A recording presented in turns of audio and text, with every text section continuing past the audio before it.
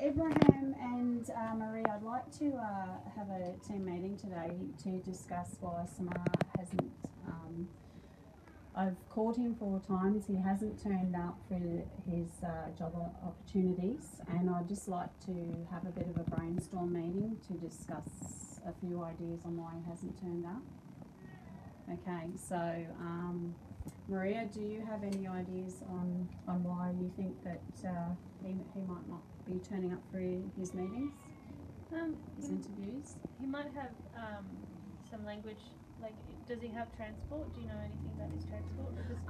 No, we haven't discussed that yet. I was thinking that possibly Samar might be having difficulties in talking to me on the phone. So I was thinking possibly, Abraham, you might be able to talk to him and as a man, and obviously sharing the same religious background, that he might feel more comfortable talking to you. Do you think that would be that Samar would be more comfortable in talking to you? I think so. I think maybe you being a woman could, be an issue with him not coming. So I'm more than happy to contact him and make an appointment for him to see me, so we can get down to the bottom of the situation and give him the help that he needs. Okay.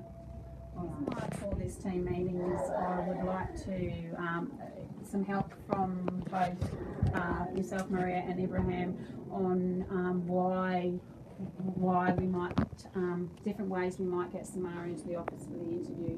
He really needs this work. He's only been in Australia for 3 months.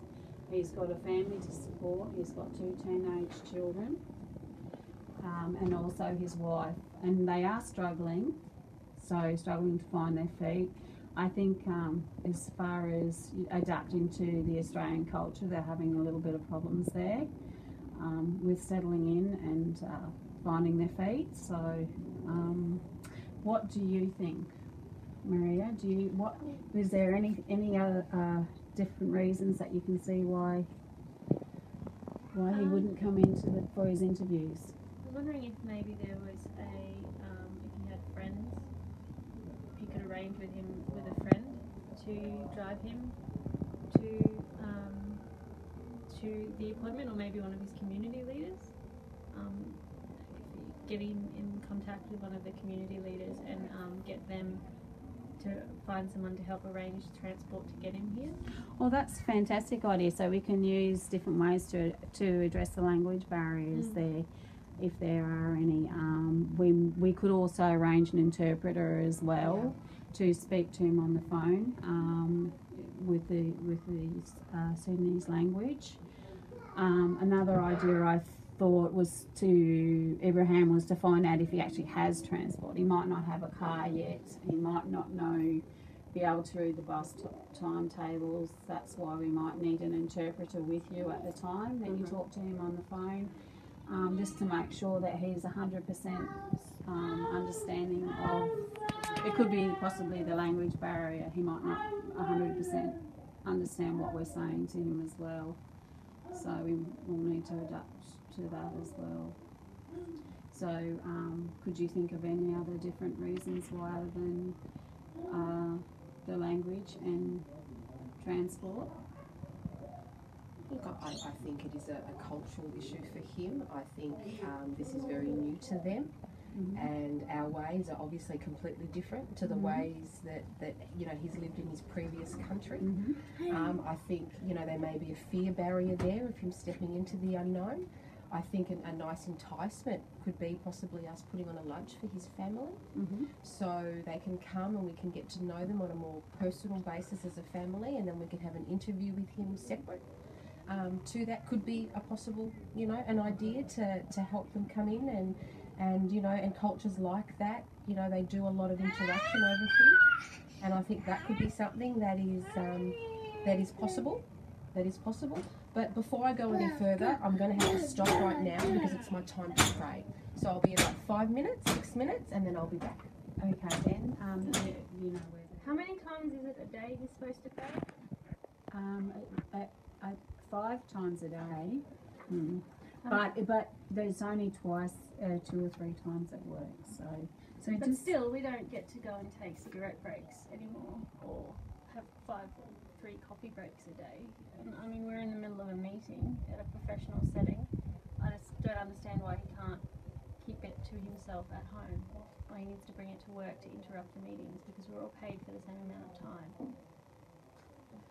well, you do have a valid point there, Maria, but the only problem is you're being a little bit insensitive.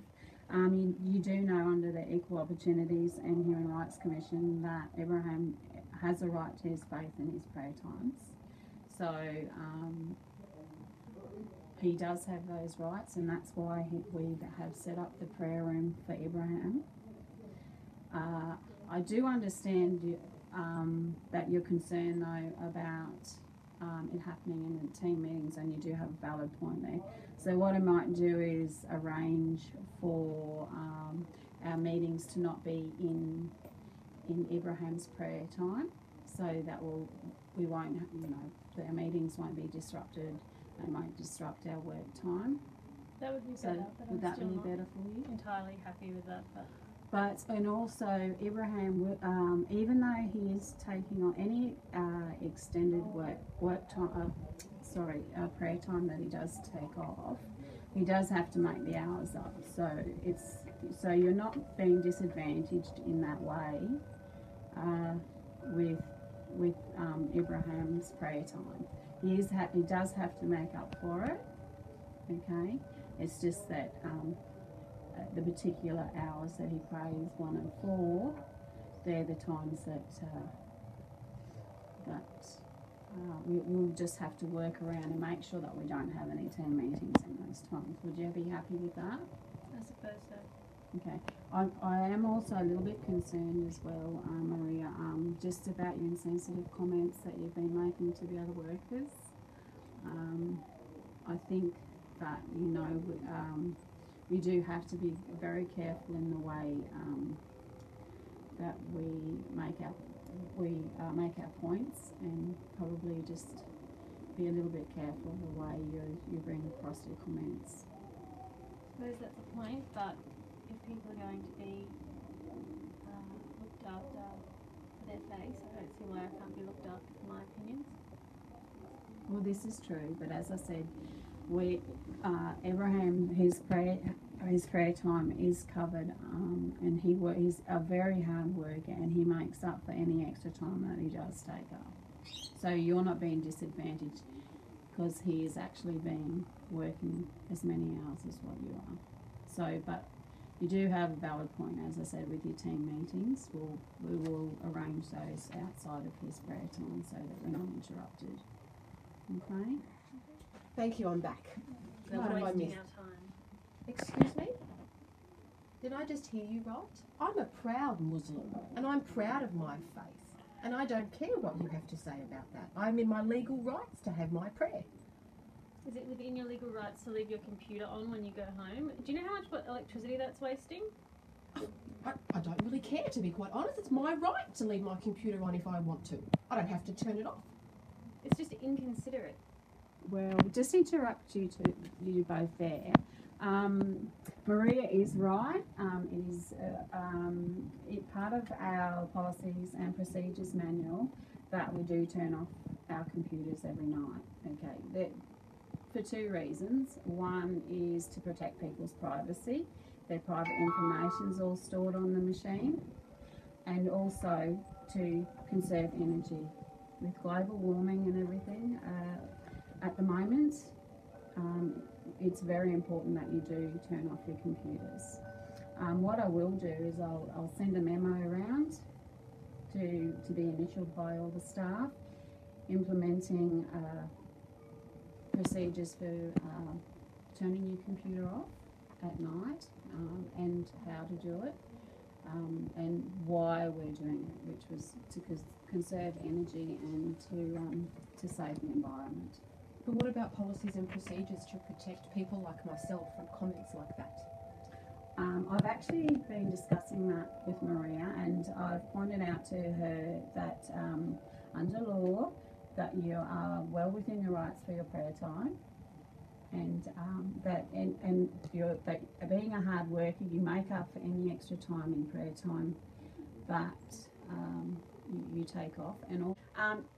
So Ibrahim, with your prayer time, as I said, you're well within your rights, and I've actually spoken to Maria about her insensitive comments to you during your prayer time. So, and that you do have a valid time for your prayer time. So what I was also thinking about cultural awareness, we might have some staff training and learn about some Sudanese cultural awareness, being implemented program, and also with the computer. It is really important that you do turn it off. So I'll bring it back to that. Maria is right there, as I said, to explain to the environmental impact on what will happen. Actually going to send an email to all staff just implementing that, the procedures for prayer time. And also I explained to Maria as well that what we'll do, we'll organise meetings outside your prayer time next time, so that won't interfere with any of the other staff members. And I think that will keep everybody happy at that stage. What do you think, Ibrahim? That sounds fair and reasonable. Okay. Thank you.